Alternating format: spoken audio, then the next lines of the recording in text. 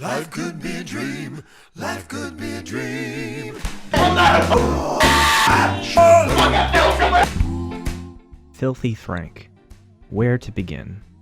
If you, like me, were young and terminally online during the early 2010s internet, then you will probably be aware of Filthy Frank TV, the YouTube brainchild of Australian content creator George Kusunoki Miller, better known today by his performing name Joji. For those few blissfully uninformed, YouTube from roughly 2012 to 2017 was a wild place. Prior to the adpocalypse in 2017, YouTube's moderation system existed in a state of near anarchy.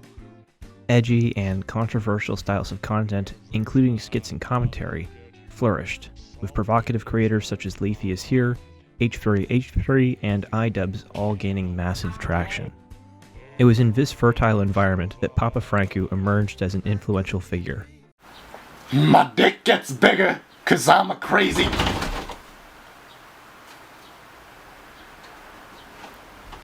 Frank really was peak YouTube content at the time, a degenerate compilation of edgelord absurdist humor and shock comedy presented through a combo of silly skits and incredibly crass music. All of this to say that George and his characters were legendary internet figures that played a defining role in the humor of a generation. Many of the people who grew up online during old YouTube remember the era with a certain rogue fondness. You need to stop everything. What are you doing with your life? Look at you, sitting in front of a computer. 2016 to 2017 felt like the Wild West. It was a time when creators could say or do virtually anything they wanted. A time when they weren't being perpetually kneecapped by the algorithm. As you might have guessed, I am a huge fan of Frank's, but as I've grown older and more introspective, Filthy Frank has increasingly become a subject of reflection. At the forefront of this introspection is the question of whether edgy comedy actually does more harm than good. Papa Frank's rise happened to coincide with the rise of Gamergate anti-SJW rhetoric and the alt-right more generally. So, does Edge have a place in progressive politics? Should we unilaterally reject Frank and his multiverse from the enlightened left? And where does freedom of speech fit in? I think these are really important questions to ask in a YouTube space that is increasingly sanitized and corporate friendly. And it all filters down to the idea of counterculture and the politics of irreverence.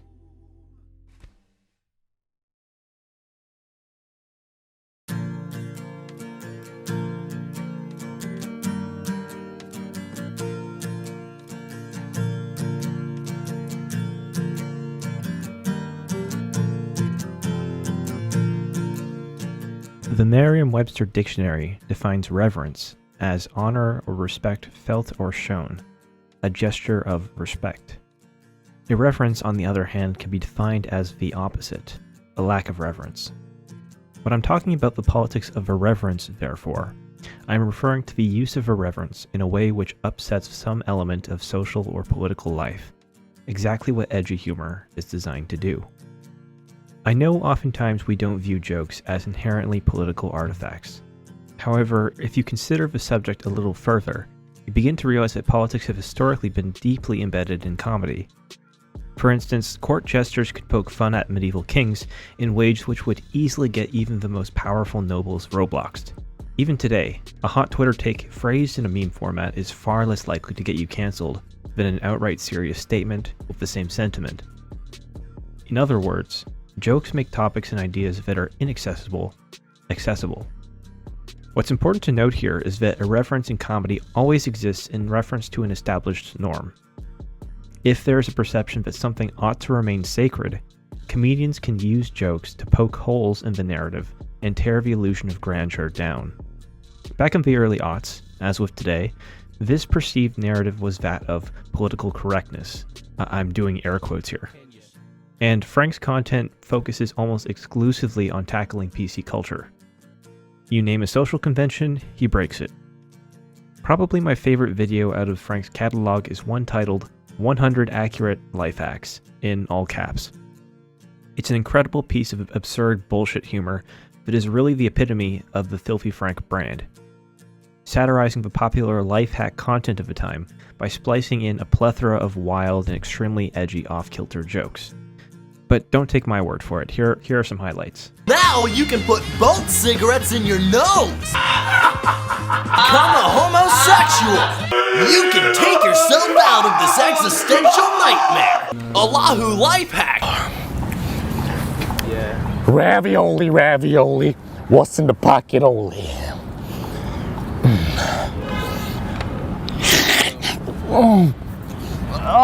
If you haven't watched the video before, I highly recommend you do. It's essentially a time capsule of 2015 era humor, and it is, in my humble opinion, still incredibly funny. If it's not quite to your taste, that's disappointing, but certainly understandable. In either case, we can agree that people find irreverent humor hilarious, and we can also see that the mechanisms behind such comedy make its topics more accessible. But where do the politics begin and end? This is where things get tricky. Making light of society is fine and dandy, but there comes a point where we can forget that jokes are innately political, and that there are bad actors more than willing to take advantage of our complacency. A characteristic thing about the alt-right is that it is coming from the internet, and there are a lot of reasons for that. I think just any new movement is going to probably emerge from the internet in 2016 now anyway. But we're going after big taboos, people have something to lose, so the anonymity has allowed many more people to write and interact than we would have otherwise if a similar movement were going on in the 1980s or 50s or whatever. We memed alt-right into existence, and it's now almost a household name. This is Richard Spencer. Richard Spencer is a Nazi agitator, and a very smarmy one at that. However, for all of Richard Spencer's hair gel and despicable opinions, he's actually correct about memes. People don't like me. Are you like the hipster version of the neo-Nazi movement? It's Pepe's become kind of a symbol. Nice throw. As I've noted before, humor can act as a wrecking ball to break down the barriers of convention and propriety around a given topic. Well, great. We've knocked down the castle walls. But to what end? Unfortunately, edginess is a double-edged sword. In the past decade, we've seen edgy humor being used increasingly as a platform through which to radicalize conservative youth and target vulnerable populations. For example, I would be lying if I said I hadn't seen a fair collection of FilthyFrank edits used to target queer and POC populations around the web. This is the shit! Worse, any attempt at critique can be warded off by simply hiding behind irony. Contemporary conservative edgelords are really like the Schrodinger's cat of political commentators. Their positions are unironic racism when left unquestioned, but just a prank bro when interrogated. What might have started as rather mundane ironic takes about race or gender relations in parody YouTube videos have quickly, in some spaces, degraded into the normalization of multiple parentheses anti-Semitism or white genocide bullshit. As multimedia academic Viveca Greene notes in an article titled Deplorable Satire, individuals and groups associated with the alt-right have employed both irony and satire, and in so doing, widened the Overton window of acceptable political discourse. There was and is a very real community of vulnerable edgelord teenagers that have used surface-level edgy humor to validate their deplorable biases, falling even deeper down the rabbit hole. I've seen it happen to close friends, and I've personally circled the edge of the funnel myself. I can easily imagine nightmare scenarios where I had a less progressive community around me, or simply watched more Jordan Peterson videos. This is the infamous alt-right pipeline. At the end of the day, am I saying that FilthyFrank is a racist? No. But I am saying that his content may leave something to be desired in terms of messaging. Political ambiguity can leave even the most mundane frogs vulnerable to weaponization, and FilthyFrank is anything but mundane. To return to the castle analogy, if we knock down the walls and inadvertently let the Nazis in, we've actually just lost the war.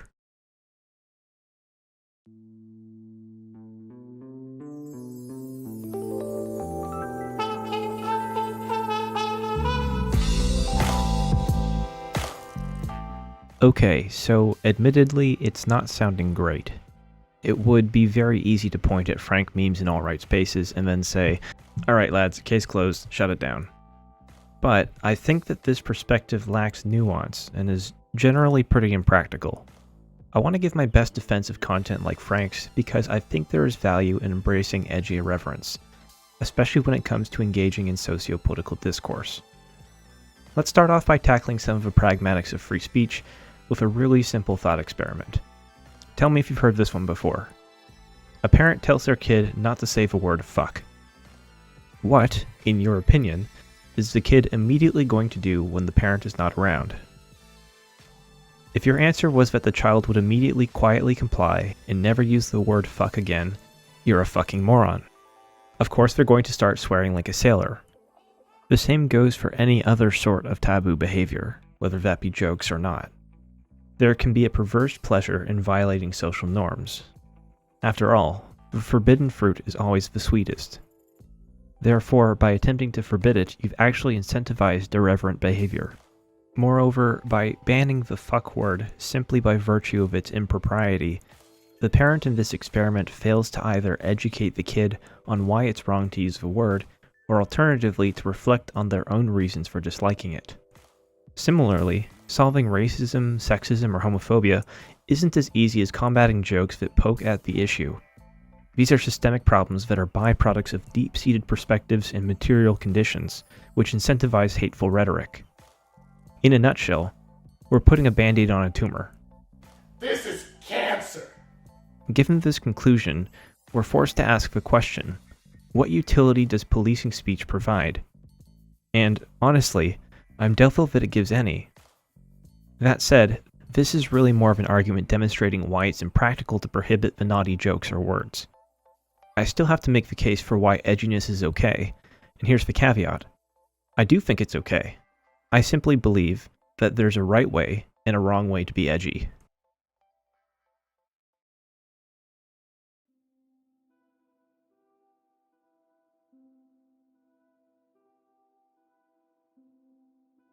We're left with the question of how to wield irreverence positively, beyond making funny haha jokes, of course.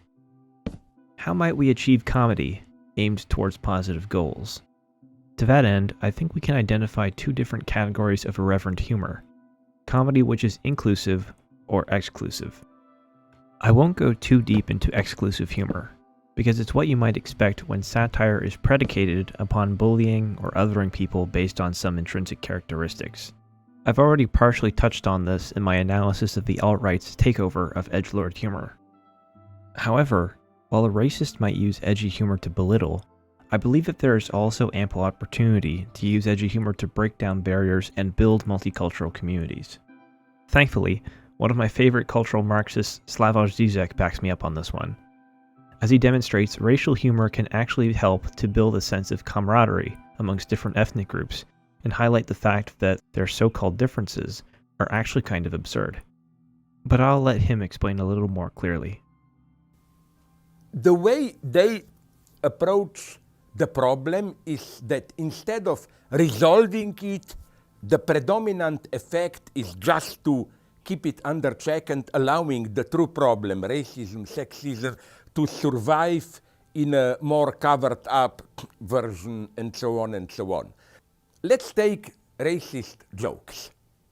Yes, they function in a racist way, but for me, the true overcoming of racism is not that you prohibit racist jokes, but that you establish a social, not just and not even only social change, new society, but even such a change of atmosphere that you can tell exactly the same jokes without appearing racist. For me, an ideal post-racist situation is, let's say I am an Indian and you are an African American. We are telling all the time dirty jokes to each other, about ourselves, but in such a way that we just laugh, and the more we are telling them, the more we are friends. These are clearly positive elements of inclusion, but they don't have to just be race jokes. Gender, sex, and ability can also work too. And to his credit, this is actually reflected in Filthy Frank's work. as his fanbase is so fond of putting it, everyone gets shit on equally. One more quick point. Irreverence, in its purest form, speaks to power. It examines that which is considered hegemonic or profound and subverts it, and I cannot think of something more inherently progressive than this sentiment.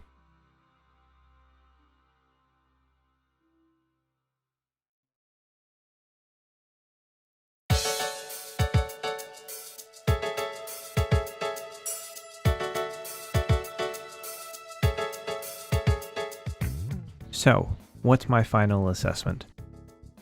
At the end of the day, Filthy Frank is a product of its time, flawed not in its humor, but its ideological execution. Frank's works are easily some of the most memorable and hilarious pieces to arise out of a pre-Adpocalypse YouTube era, and I am extremely pleased that Joji's contemporary career has survived any potential fallout that might have entailed. But, as with any form of media, there are flaws that we can learn from. Frank's work often takes a rather neutral stance on politics, whilst turning the irreverence up to 11. This political vacuum, in my opinion, is precisely what makes it vulnerable to exploitation, and we as leftists can do much, much better. Just think of The Boondocks, an animated series made by and for the black community, and probably one of the best comedic commentaries on the issues that community faces to date. This channel is big on freedom of speech, as you might have guessed. That said, I want to remind viewers that rights come with responsibilities. Speech, like any other form of human interaction, has consequences. Thus, the right to wield the suffering of others in a joke comes with the responsibility to use its humor to speak to power, or at the very least to not be a dick. We have more to gain than lose by fighting for the right to edge. Progressives need to embrace and advance the comedy, not suppress it.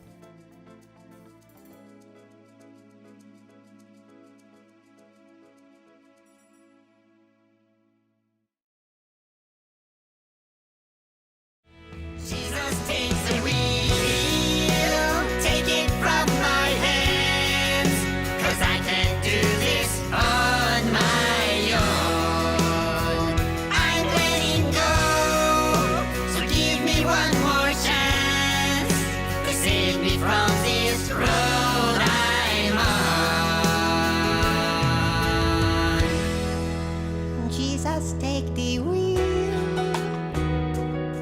Please take it from me. I don't want to be the one who's steering the bus. It was still getting colder when she made it to the shoulder and the car came to a stop. She cried when she saw that baby in the backseat sleeping like a rock. And for the first time in a long time, she bowed her head to pray and said, I'm sorry for the way I've been living my life. I know I've got to change. So from now on tonight,